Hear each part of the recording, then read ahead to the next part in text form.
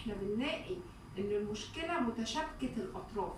يعني انا عندي مثلا طفل عنده تبول لا ارادي، خلاص، هي مشكله عائده عليه هو برقم واحد، لكنها متشابكه ومؤثره ورايحه جايه بينه وبين الاطراف المحيطين بيه. هنلاقي المؤثر والسبب الاساسي فيها قد يكون بعض الاساليب الوالديه الخاطئه اللي احنا اتكلمنا عليها في بدايه الكورس، قد يكون مؤثر فيها بعض الاساليب المدرسيه اللي ممكن تكون فيها برضو ضغط، فيها عنف، فيها تنمر من بعض الاقران. يبقى اذا الموضوع انا مش هينفع اقعد اشتغل مع الطفل لوحده.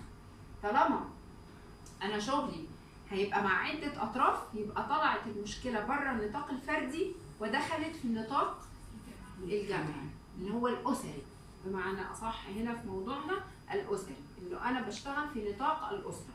هتلاقي نفسك بتشتغل مع الاب، بتشتغل مع الام،